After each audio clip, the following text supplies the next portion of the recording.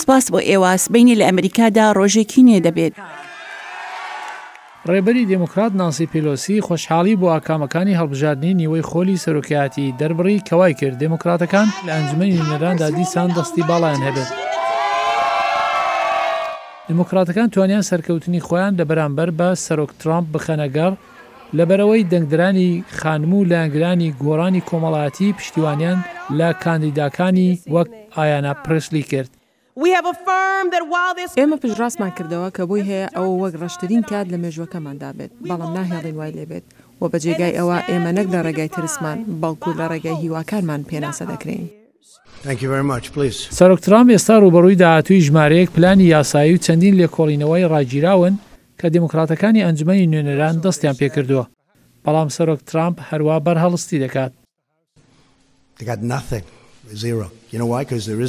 ئەوان هیچیان پێ نییە، سفر. دەزانی بۆ چونکە هیچ شتێک لە گۆڕ ڕێدا نییە. ئەوان دەتوانن یاری بەو گەمەی بکەن، بەڵام ئێمە باشتری لێ دەزانین.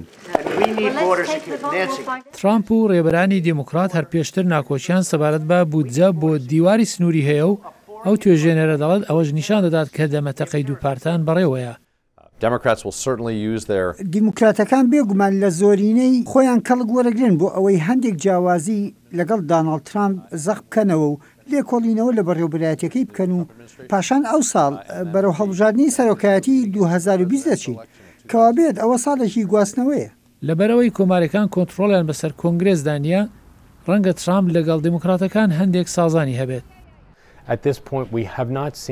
لە دو ساڵی ڕابردوودا تا ئێستا نەمان بینیوە ترامپ بەڕاستی توانای کارکردنی لەگەڵ دیموکراتەکان هەبێت کە لەگەڵیان ڕێک بکەوێت، بۆیە ئەو پاش کەوتووە و بزانن داخۆ ئەم جارە ئەوە دەکرێت یان نا. بەڵام سەرۆک دەبێت ڕوبەڕووی لێکۆڵینەوەی سەبارەت بە ڕووسیاش بێت کە چەند مانجی دابێت ئەنجامەکەی دیاری بکات.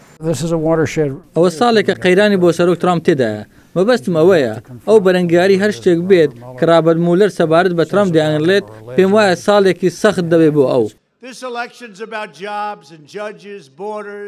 ترامپ هەروە زیاتر تیشک دەخاتە سەر هەڵبژاردننی داهاتوو، بەڵام ژمارەیەک لە دیموکراتەکانیش هەروە دەبن ئەوانەی هیوادارن ترامپی شکست بدەن. دەزانی ڕاستی ئەوەیە هەلمەتی 2020 دەستی پێکردووە، ڕەنگە جێگای خۆشحالی نەبێت، بەڵام لەسەر هەر شتێک دواتر ڕوو بدات کاریگەری دەبێت. هەر شتێک لە 2019دا ڕوو بدات ماوەیەکی درێژ دەخایەنێت مسۆگەری بکات، داخوا ترامپ بۆ ماوەی خۆلێک یان دوو خۆلان سەرۆک بوو.